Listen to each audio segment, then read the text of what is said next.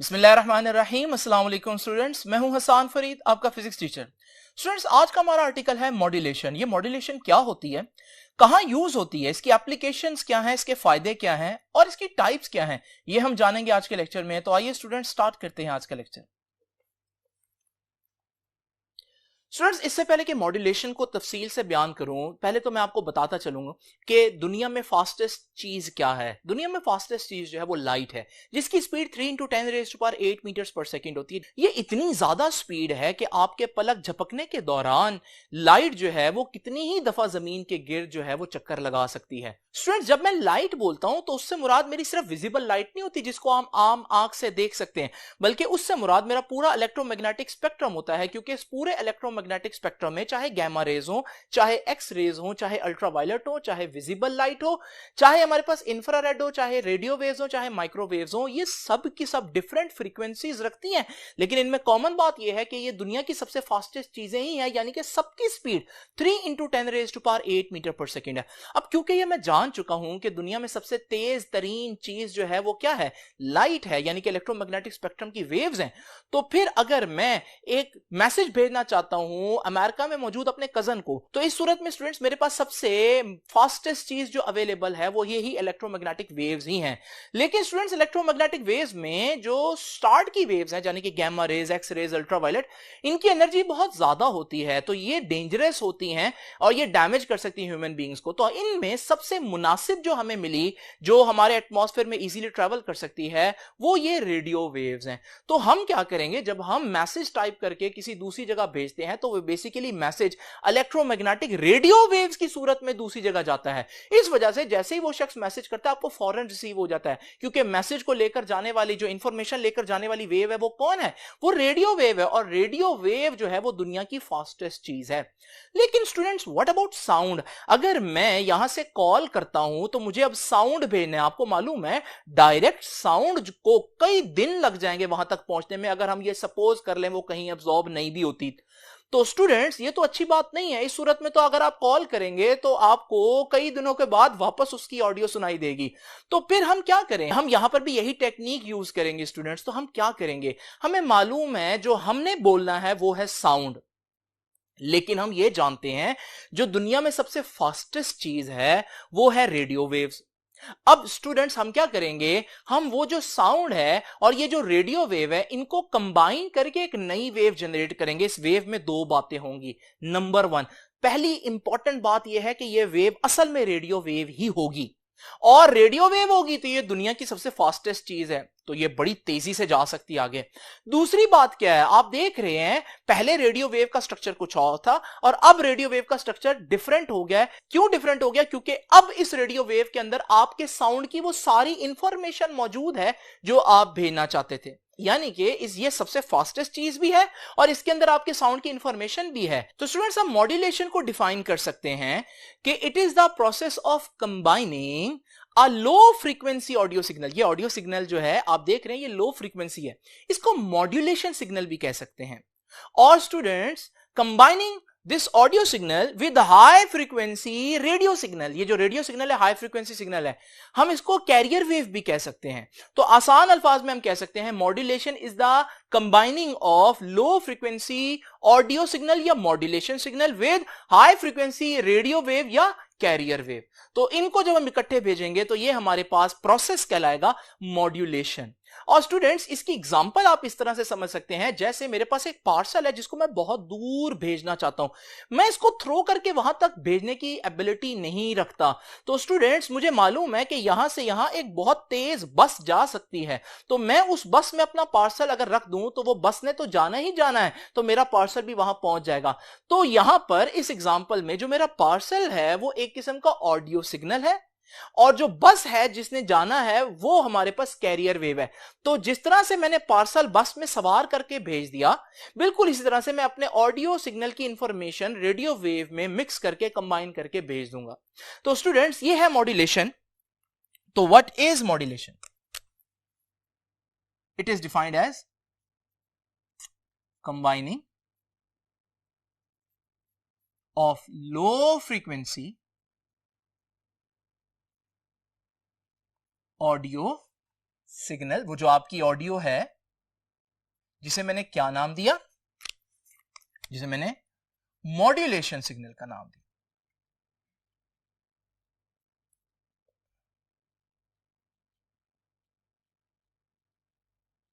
किसके साथ कंबाइन करना है? With high frequency radio waves, क्योंकि वो फास्टेस्ट चलती हैं। और इसको नाम मैंने क्या दिया? कैरियर वेव, क्योंकि आपने अपना सिग्नल इस पर कैरी करवा दिया ना।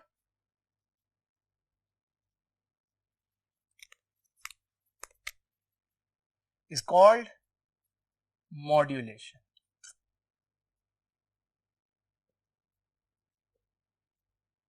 नाउ स्टूडेंट्स, इसमें दो बातें आ रही है, modulation signal, carrier wave. Modulation signal क्या होता है जी? जैसे कि मैंने ऊपर एक्सप्लेन किया, मॉड्यूलेशन सिग्नल आपका ऑडियो सिग्नल होगा, तो ये आपका ऑडियो सिग्नल होगा। दूसरी बात, क्योंकि ऑडियो लो फ्रीक्वेंसी होती है, तो ऑडियो सिग्नल जो है, मॉड्यूलेशन सिग्नल जो है, उसकी फ्रीक्वेंसी कम होगी। और जब फ्रीक्वेंसी कम होगी, उसको मैं बनाऊंगा कैसे? उसको मैं कुछ ऐसे साइन वेव की फॉर्म में बनाऊंगा। वैसे तो हमारे पास जो साउंड है उसकी कई किस्म की वेव्स होती है, लेकिन आज की एग्जांपल में एक साइन वेव लूंगा।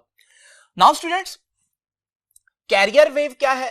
कैरियर वेव वो रेडियो वेव है जिसके साथ आप लोगों ने उसको मिक्स करना है या उस पर कैरी करवानी है इंफॉर्मेशन। तो हमारे पास कैरियर वेव बेसिकली आपकी रेडियो वेव है, और वो डेफिनेटली हाई फ्रीक्वेंसी होगी। और जब वो हाई फ्रीक्वेंसी होगी तो उसको मैं बनाऊंगा कैसे? हाई फ्रीक्वेंसी में आपको मालूम है ना, वेव्स करीब करीब होती हैं। तो ये हमारे पास रेडियो वेव्स को मैं कुछ इस तरह से बनाऊंगा स्टूडेंट्स। अब स्टूडेंट तीसरी बात, मॉड्यूलेटेड कैरियर वेव। आप लोगों ने देखा कि ऑडियो सिग्नल को मैंने रेडियो सिग्नल के साथ जब कंबाइन किया तो ये नया सिग्नल बना। ये जो नया रिजल्टेंट सिग्नल है इसे कहते हैं मॉड्यूलेटेड कैरियर वेव, जिसमें दो बातें हैं। एक तो वो रेडियो वेव है, तो वो फास्टेस्ट है। दूसरा, वो आपकी ऑडियो के साथ मिक्स हुआ है, तो आपकी ऑडियो की सारी इंफॉर्मेशन भी उसमें सेव है कि आपने कितने लाउडनेस से बोला था, आपकी क्या पिच थी, क्या लाउडनेस थी, क्या इंटेंसिटी थी। तो वो सारी इंफॉर्मेशन क्योंकि इसके अंदर सेव है, तो जब दूसरे एंड पर ये सिग्नल पहुंचेगा तो वो जो डी कोड करेगा इंफॉर्मेशन, तो वो वापस वो साउंड निकाल लेगा। लेकिन वो कैसे निकालेगा, ये इंफॉर्मेशन कैसे सेव होती है, इसको अभी हम डिटेल में डिस्कस करते हैं। फिलहाल ये जान लीजिए कि ये जो वेव है, रिजल्टेंट वेव, इसे हम बोलते हैं modulated carrier wave. Students, resultant wave after modulation, modulation के बाद, कंबाइन करने के बाद जो रिजल्टेंट वेव बनती है is called modulated career wave. तो स्टूडेंट्स, ये तो होगी कुछ बेसिक डेफिनेशन। बुक ने ये सारी चीजें बताई हैं, लेकिन बुक ने इन दोनों पैराग्राफ में कोई हेडिंग दिए बगैर बताई है, लेकिन मैंने आप लोगों को हेडिंग देकर यहां पर एक्सप्लेन कर दिया, ताकि अगर आपको शॉर्ट क्वेश्चन में कोई बात पूछी जाए या ऑब्जेक्टिव में पूछी जाए तो आपको मसला ना हो। स्टूडेंट्स, अब आते हैं इस बात की तरफ कि हमारे पास मॉड्यूलेशन की कितनी टाइप्स हैं। स्टूडेंट्स, वैसे मॉड्यूलेशन की 3 टाइप्स होती हैं, एम्पलीट्यूड मॉड्यूलेशन, फ्रीक्वेंसी मॉड्यूलेशन, एक तीसरी टाइप होती है फेज मॉड्यूलेशन, लेकिन वो आपके सिलेबस का पार्ट नहीं है। तो हम यहां पर यही 2 टाइप्स पढ़ेंगे। अब एम्पलीट्यूड मॉड्यूलेशन क्या है, देखें। सबसे पहले तो आप ये देखें कि आपका ऑडियो सिग्नल ये है और आपका रेडियो सिग्नल ये है। अब आपने भेजना रेडियो सिग्नल को ही है, लेकिन आपने रेडियो सिग्नल में आपकी ऑडियो की इंफॉर्मेशन किसी तरह से सेव कर देनी है। अब ये कैसे करना है? इसके 2 तरीके हैं। एक तरीका क्या है? एक तरीका यह है कि आप अपने ऑडियो सिग्नल के एम्पलीट्यूड के हिसाब से अपने रेडियो सिग्नल का एम्पलीट्यूड चेंज करें। दोबारा सुन लीजिए, अपने ऑडियो सिग्नल के एम्पलीट्यूड के लिहाज से अपने रेडियो सिग्नल का एम्पलीट्यूड चेंज करें। अब इसमें हम करेंगे क्या स्टूडेंट्स, ये जो आपका ऑडियो सिग्नल है, इस ऑडियो सिग्नल में अगर आप ये पॉइंट देखें तो आप वेव जो है वो बहुत ज्यादा ऊपर है, इसे हम कहते हैं ये मैक्सिमम एम्पलीट्यूड है। और अगर आप ये पॉइंट्स देखें तो इसमें वेव बहुत नीचे है, इसे हम कहते हैं ये मिनिमम एम्पलीट्यूड है। तो स्टूडेंट्स अब हम क्या करेंगे, हमने अपने ऑडियो सिग्नल की जो इंफॉर्मेशन है उसको रेडियो सिग्नल में सेव करना है। तो स्टूडेंट्स जरा ये वाला पॉइंट देखें, ये जो पॉइंट है हमारे पास जहां पर आपका जो ऑडियो सिग्नल है उसका एम्पलीट्यूड मिनिमम है, मैं इस पॉइंट के हिसाब से जो मेरा रेडियो सिग्नल है उसका एम्पलीट्यूड भी 0 कर दूंगा। तो मैंने रेडियो सिग्नल का एम्पलीट्यूड 0 कर दिया, क्यों? क्योंकि मेरे ऑडियो सिग्नल का एम्पलीट्यूड उस पॉइंट पर मिनिमम था। नाउ स्टूडेंट्स अब यहां से देखिए एम्पलीट्यूड मुसलसल बढ़ता जा रहा है यहां तक कि वो मैक्सिमम वैल्यू पर पहुंचे। तो क्योंकि यहां से यहां एम्पलीट्यूड बढ़ रहा है तो मैं यही पोर्शन रेडियो सिग्नल में कुछ इस तरह से लेकर आऊंगा कि मैं रेडियो सिग्नल का एम्पलीट्यूड बढ़ाऊंगा मुसलसल उसी पॉइंट तक। तो जब मैं रेडियो सिग्नल का एम्पलीट्यूड मुसलसल उसी पॉइंट तक बढ़ाऊंगा तो स्टूडेंट्स ये चीज बनी मेरे पास। उसके बाद फिर ऑडियो सिग्नल देखें, ऑडियो सिग्नल जो है वो मैक्सिमम एम्पलीट्यूड से दोबारा से कम होते होते मिनिमम एम्पलीट्यूड पर आ रहा है। इसका मतलब इस पूरे हिस्से में एम्पलीट्यूड मुसलसल कम हो रहा है, तो मैं भी यहां पर इस पूरे हिस्से में एम्पलीट्यूड मुसलसल कम करूंगा। अब स्टूडेंट्स आप देख रहे हैं कि ये जो चीज आपके पास बनी है नई, ये है हमारी मॉड्यूलेटेड कैरियर वेव या रिजल्टेंट वेव। ये वो वेव है जो एक जगह से दूसरी जगह हजारों किलोमीटर दूर जाएगी। क्यों जा सकती है? क्योंकि है तो रेडियो वेव।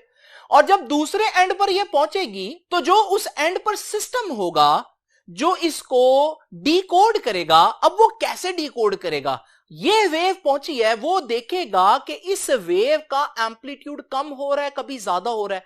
अगर वो हर सेकंड इस वेव का मैक्सिमम एम्पलीट्यूड ले तो स्टूडेंट्स जब मैक्सिमम एम्पलीट्यूड लेंगे तो वही वेव ना आगे जो असल में आपका ऑडियो सिग्नल था, और ये ऑडियो सिग्नल आपने दूसरे एंड पर पहुंचा दिया। क्या आपने असल में ऑडियो भेजी? नहीं, असल में तो आपने रेडियो वेव भेजी, लेकिन आपने रेडियो वेव का एम्पलीट्यूड कुछ इस तरह से चेंज किया कि आपकी जो साउंड वेव थी, जो ऑडियो वेव थी, उसकी सारी इंफॉर्मेशन आपकी असल वेव के अंदर मौजूद है। तो स्टूडेंट्स ये जो हमारे पास तरीका है इसे हम बोलते हैं एम्पलीट्यूड मॉड्यूलेशन। तो व्हाट इज एम्पलीट्यूड मॉड्यूलेशन? क्यों नाम बोला एम्पलीट्यूड? क्योंकि इसमें आप एम्पलीट्यूड चेंज कर रहे हैं, किसका? रेडियो वेव का।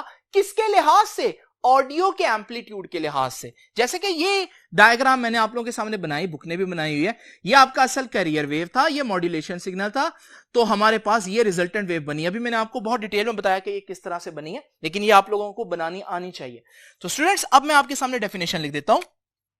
तो व्हाट इज एम्पलीट्यूड मॉड्यूलेशन? क्या होता है एम्पलीट्यूड मॉड्यूलेशन में? इसमें क्या करते हैं हम? Amplitude of career wave is increased, बढ़ाते हैं, और डिमिनिश्ड। डिमिनिश का मतलब होता है कम करते हैं, डिक्रीज भी लिख सकते हैं। Amplitude of career wave is increased और डिमिनिश्ड। कैसे बढ़ाते हैं, कैसे कम करते हैं? जैसे जैसे ऑडियो सिग्नल का एम्पलीट्यूड बढ़ेगा वैसे वैसे इसका एम्पलीट्यूड बढ़ाएंगे। जैसे यहां पर एम्पलीट्यूड बढ़ रहा है तो हम इसका भी एम्पलीट्यूड बढ़ाएंगे, तो ये देखो ये चीज बन गई। फिर एम्पलीट्यूड कम हो रहा है तो फिर हम उसका भी एम्पलीट्यूड कम करेंगे, तो ये देखो ये चीज बन गई। फिर एम्पलीट्यूड बढ़ रहा है, फिर एम्पलीट्यूड कम हो रहा है, तो हमारे पास amplitude of the carrier wave is increase और diminished as amplitude of modulation signal. Modulation signal मतलब ऑडियो सिग्नल, ये वाला, इज इंक्रीज्ड और डिक्रीज्ड। इंक्रीज्ड और डिक्रीज। सो स्टूडेंट्स खास बात क्या है? आप कैरियर वेव के एम्पलीट्यूड को छेड़ रहे हैं, कम ज्यादा कर रहे हैं, किसके लिहाज से? सिग्नल, ऑडियो सिग्नल के एम्पलीट्यूड के लिहाज से। तो एम्पलीट्यूड के हिसाब से आप एम्पलीट्यूड को कम ज्यादा कर रहे हैं, इसलिए उसका नाम क्या पड़ा? Amplitude modulation. स्टूडेंट्स अब हम देखते हैं दूसरी टाइप की मॉड्यूलेशन। दूसरी टाइप की मॉड्यूलेशन जो है वो फ्रीक्वेंसी मॉड्यूलेशन है। अब इसको हम कैसे करेंगे? आइए स्टूडेंट जरा दोबारा से अपने एग्जांपल की तरफ जाते हैं। हम देखते हैं कि ये हमारा ऑडियो सिग्नल है। अब हम इस ऑडियो सिग्नल के साथ ये रेडियो वेव भी इमेजिन कर लेते हैं। अब मैंने क्या करना है, पहले तो मैं इसके एम्पलीट्यूड के हिसाब से कैरियर वेव का एम्पलीट्यूड चेंज कर रहा था। अब मैं उसके एम्पलीट्यूड के हिसाब से कैरियर वेव का फ्रीक्वेंसी चेंज करूंगा, एम्पलीट्यूड चेंज नहीं करूंगा। अब इसका क्या मतलब है स्टूडेंट्स, जरा इमेजिन करें, फ्रीक्वेंसी है क्या? अगर वेव्स करीब करीब हो, आसान अल्फाज में, अगर वेव्स करीब करीब हो तो फ्रीक्वेंसी ज्यादा होती है, अगर वेव्स दूर दूर हो तो फ्रीक्वेंसी कम होती है। पहले तो आप ये समझ लें। अब जरा इमेजिन करें, इस पॉइंट पर ऑडियो सिग्नल का जो एम्पलीट्यूड है वो 0 है। क्योंकि एम्पलीट्यूड 0 है तो मैं फ्रीक्वेंसी में चेंज 0 लेकर आऊंगा, यानी फ्रीक्वेंसी को चेंज नहीं करूंगा। तो यहां पर रेडियो वेव की फ्रीक्वेंसी को मैं एज इट इज रहने दूंगा, तो नो चेंज। लेकिन यहां से आगे आप देख रहे हैं एम्पलीट्यूड मुसलसल बढ़ रहा है। जब एम्पलीट्यूड मुसलसल बढ़ रहा है तो मैं रेडियो वेव की फ्रीक्वेंसी को मुसलसल बढ़ाऊंगा। और फ्रीक्वेंसी बढ़ने का क्या मतलब है, ज्यादा वेव्स ले आऊंगा। तो ये देखिए जी, मैंने फ्रीक्वेंसी उस पोर्शन के लिए बढ़ा दी। अब यहां से लेकर यहां तक आप देख रहे हैं मुसलसल एम्पलीट्यूड कम हो रहा है, तो फिर मैं यहां पर मुसलसल फ्रीक्वेंसी को कम करूंगा। और फ्रीक्वेंसी को कैसे कम करेंगे, फ्रीक्वेंसी कम होने का मतलब है वेव्स कम आएंगी उस पोर्शन में, तो ये फ्रीक्वेंसी मैंने कम कर दी।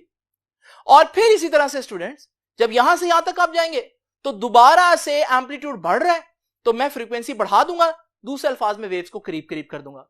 स्टूडेंट्स, ये जो नई वेव आई है, ये है अब हमारे पास मॉड्यूलेटेड कैरियर वेव। लेकिन अब के हम लोगों ने इसको एम्पलीट्यूड चेंज करके नहीं, बल्कि कैरियर वेव की फ्रीक्वेंसी चेंज करके बनाया है। स्टूडेंट्स, यहां एक दो बातें भी अभी आपको बताता हूं, लेकिन पहले मैं लिख लेता हूं डेफिनेशन। तो क्या डेफिनेशन बनी? फ्रीक्वेंसी मॉड्यूलेशन में हम क्या करते हैं, फ्रीक्वेंसी मॉड्यूलेशन में हम फ्रीक्वेंसी चेंज करते हैं, frequency of carrier wave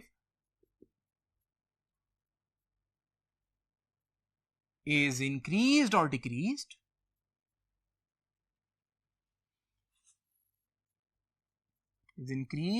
decreased as amplitude of modulation signal is increased or decreased।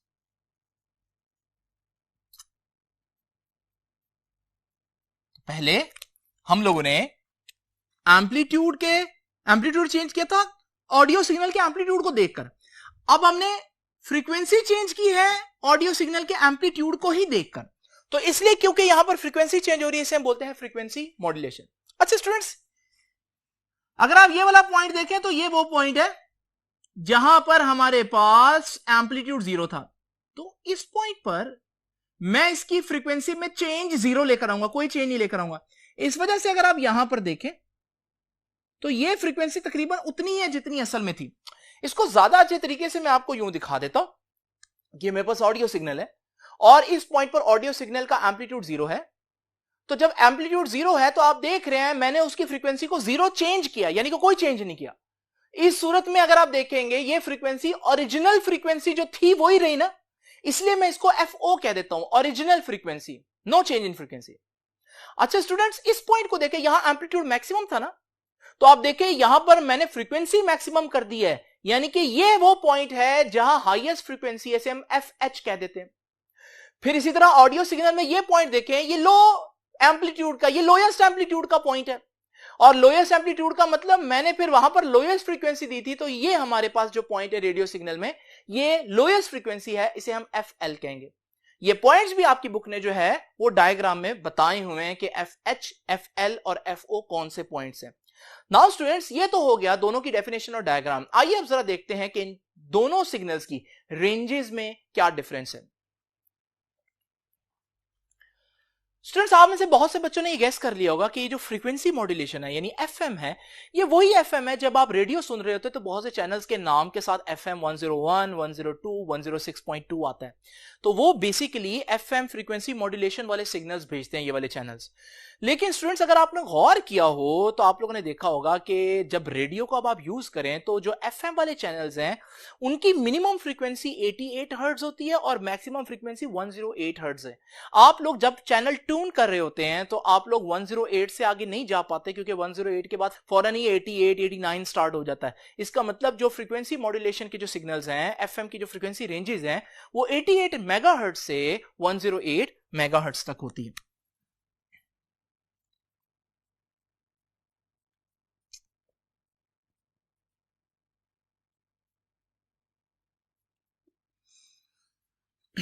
जो बात आप लोगों ने गौर नहीं की होगी वो ये है कि आपके रेडियो सेट्स में एफएम के साथ एएम भी होता है। अगर आप गौर से देखें तो हमारे पास एएम की लिस्ट भी ऊपर दी होती है, और एएम जो है वो 540 से 1600 किलो हर्ट्ज तक उसकी रेंज होती है, फ्रीक्वेंसी रेंज। तो याद रखिएगा, इसकी frequency range 540 kilo hertz to 1600 kilo hertz. अब स्टूडेंट्स, आप लोगों को मालूम है हमारे घरों में बहुत सी ऐसी अप्लायंसेज है जिनसे रेडियो वेव्स हर वक्त एमिट हो रही होती है, चाहे वो फैन हो, चाहे वो माइक्रोवेव हो, कोई भी चीज हो।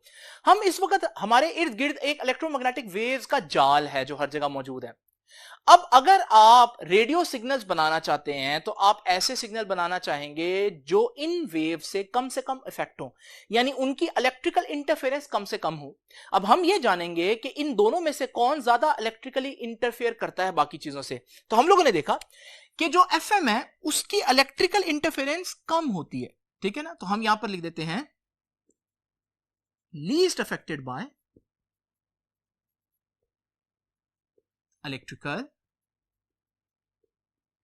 इंटरफेरेंस, यानी कि इलेक्ट्रिकल इंटरफेरेंस इन सिग्नल्स को इतना ज्यादा डिस्टर्ब नहीं करती। लीस्ट की बजाय आप लेस लिख लें, तो less affected by electrical interference. इनको इलेक्ट्रिकल इंटरफेरेंस का सामना नहीं करना पड़ता इतना ज्यादा। जब इन पर इलेक्ट्रिकल इंटरफेरेंस नहीं होगी तो फिर इनका जो सिग्नल है वो एज इट इज रहेगा, यानी कि क्वालिटी खराब नहीं होगी। इसलिए याद रखिएगा, they are good quality signal. यही वजह है कि आप हर जगह एफएम क्यों सुनते हैं। आपको एफएम का ही क्यों पता था, एएम का क्यों नहीं पता था? क्योंकि एफएम के जो चैनल्स हैं इनकी क्वालिटी बहुत अच्छी होती है, साउंड क्वालिटी, क्योंकि उनके सिग्नल जो है जब आप तक पहुंचते हैं तो उसमें इलेक्ट्रिकल इंटरफेरेंस कम से कम होती है। इनमें इलेक्ट्रिकल इंटरफेरेंस काफी ज्यादा होती है, तो they are more affected by electrical interference. जब ज्यादा अफेक्ट करेंगे तो फिर डेफिनेटली नॉट गुड क्वालिटी।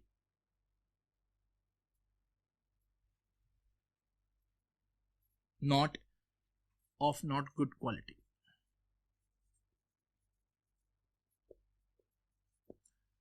अब स्टूडेंट्स, अगली बात क्या है, देखें, सिग्नल्स और आपके दरमियान में बहुत सी चीजें आएंगी। उसमें दीवार हो सकते हैं, उसमें पहाड़ हो सकते हैं, बहुत सी चीजें, ऑब्स्टेकल्स आएंगे। ऑब्स्टेकल्स में से कौन सी वेव्स आसानी से गुजर जाएंगी, अब हम ये देखेंगे। स्टूडेंट्स, आप लोग देख रहे हैं कि इनकी फ्रीक्वेंसी रेंज किलो हर्ट्ज में और इनकी मेगा हर्ट्ज में, यानी ये हाई फ्रीक्वेंसी है। जब कोई चीज हाई फ्रीक्वेंसी हो तो फ्रीक्वेंसी ज्यादा होने की वजह से उसकी वेवलेंथ शॉर्ट होती है। ये लो फ्रीक्वेंसी है, तो लो फ्रीक्वेंसी होंगे तो इनकी वेवलेंथ ज्यादा होगी।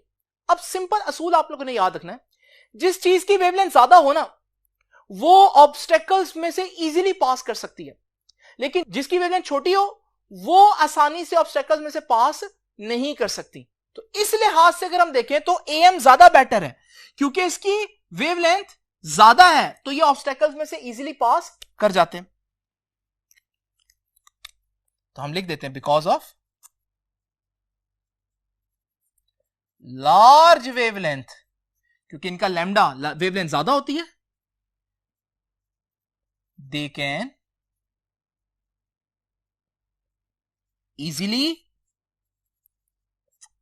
पास थ्रू ऑब्स्टेकल्स, रुकावटों में से आसानी से गुजर जाते हैं। इसमें हम क्या लिखेंगे, बिकॉज ऑफ शॉर्ट वेवलेंथ, क्योंकि इनकी वेवलेंथ कम होती है, they can not pass easily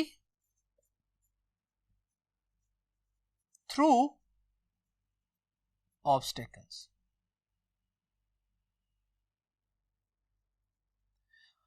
अब क्योंकि ये ऑब्स्टेकल्स में से इजीली पास कर जाता है तो फिर ये सिग्नल आपको दूर दूर तक भी मिल सकता है। और ये मेरे साथ एक दफा हुआ, मैं मोटरवे पर जा रहा था बहुत दूर, तो वहां पर एफएम सिग्नल्स नहीं आ रहे थे, लेकिन जब मैंने एएम सिग्नल्स ऑन किए तो एएम चैनल्स जो है वो सुनाई दे रहे थे।